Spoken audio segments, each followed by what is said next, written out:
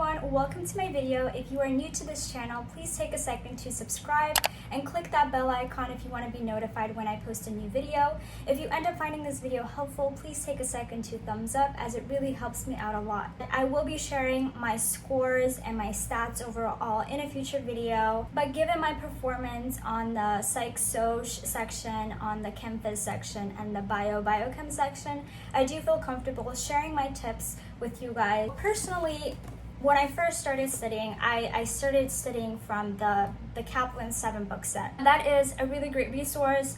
I do recommend you guys get that and have that something to reference to, but I personally did not feel as though it was an effective strategy to simply go through the books, chapter by chapter. I personally found it to be very overwhelming and very overly detailed, in my opinion, to start out with. I think it's very hard to absorb that level of detail.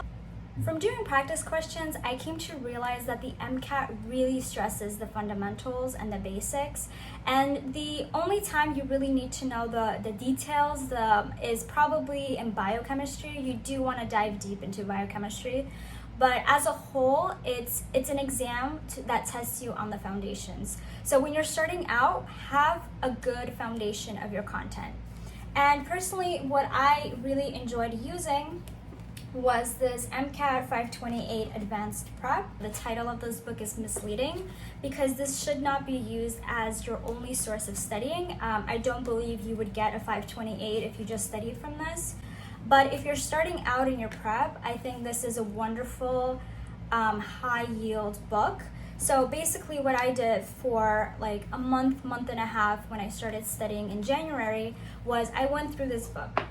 They have a strategy section that I personally skipped through. I skipped through the cars section, and I also skipped through the Psych-Soc section. What I really focused in on was every other section. So like the physics, the orgo, the gen chem, biology, biochemistry, those are all individual sections in this book, and it goes through the high yield topics.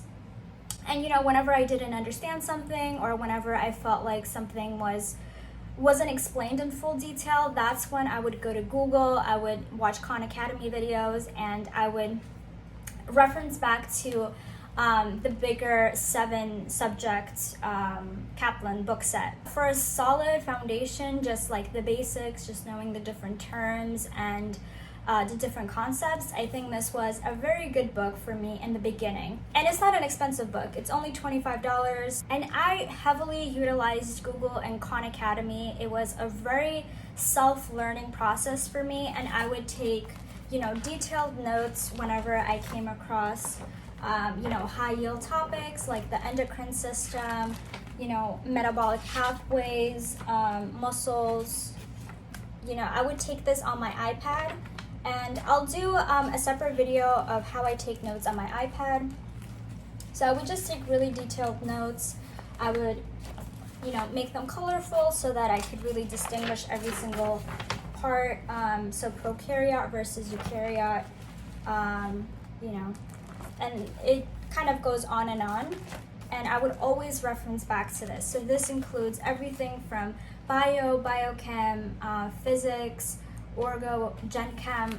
This is like where I would keep all of it, and it's not much just because my notes are pretty condensed, and it's personally what worked for me. So whenever I had trouble with a certain concept, I would take detailed notes on my iPad. I would use Khan Academy and YouTube and Google, and I would basically print it out and hole punch it and put it into this folder, and I would reference back to it every few days. And I would always spend the day before my practice full lengths kind of going over the major topics that I was having trouble with, especially like the metabolic pathways. Another thing that really helped me in my MCAT studying journey was Anki. If you guys follow me on Instagram, make sure to do so if you haven't. I talk a lot about Anki. It's basically an application for flashcards. Instead of having a paper version, it's just, online on your screen, and you can basically make thousands of flashcards and go through them on a daily basis. And the algorithm that it uses, it's really great for long-term retention and active recall.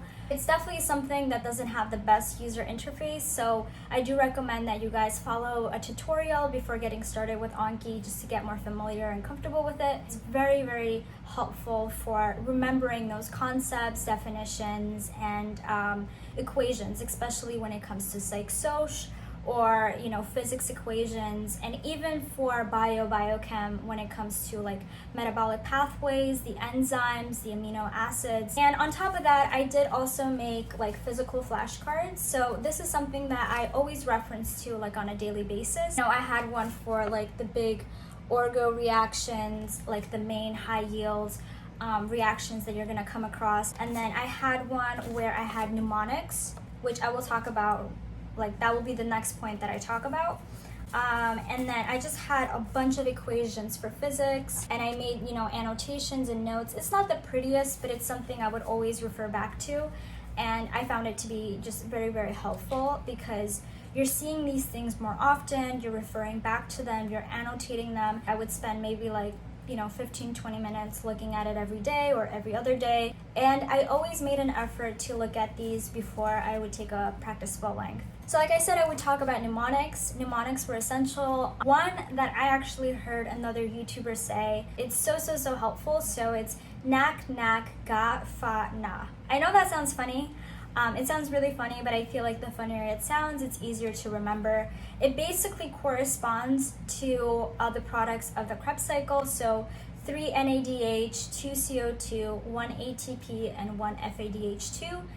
Because the Na comes 3 times, the C shows up 2 times, so you have 2 CO2s, 3 NADHs. Ga stands for GTP, which becomes ATP.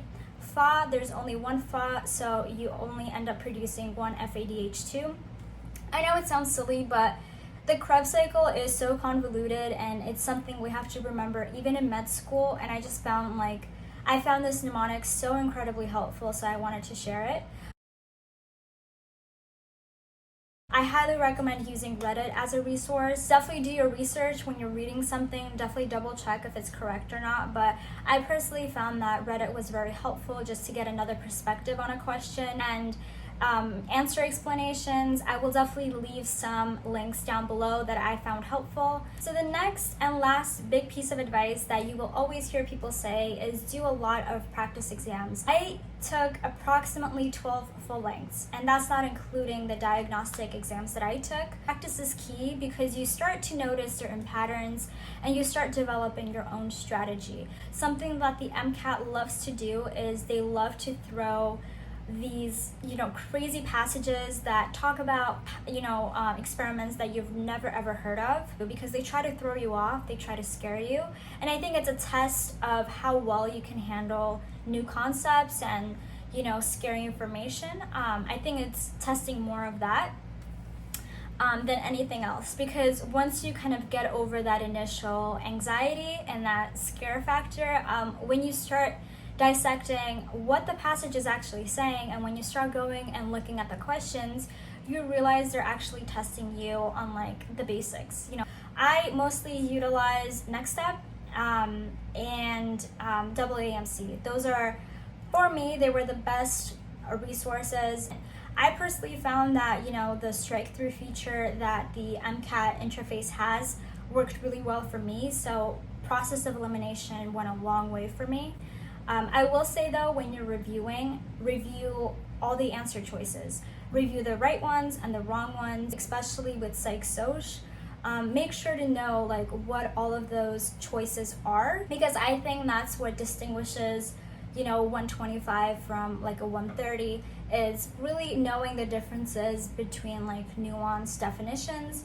And I personally found that to be very helpful with psych-soc, as well as bio and biochem. So in the background right here is my Excel sheet that I made for like whenever I reviewed my full lengths, and I kind of went crazy with it. I did a section for mistakes, so why I made that mistake. I did a section for why the correct answer is correct. I did a section for strategy. So what is my strategy for next time? And then I did a section for the topic. So what is this topic related to? So I can refer back to it and focus in on those specific topics. And then I did 2 other sections where it was basically like important equation or a concept and additional notes. So this was something that I would refer back to frequently just to see like what are the concepts or definitions that I'm repeatedly getting wrong, because sometimes your mistakes aren't due to content and it's due to you not reading the passage correctly, or not analyzing the labels on the graph.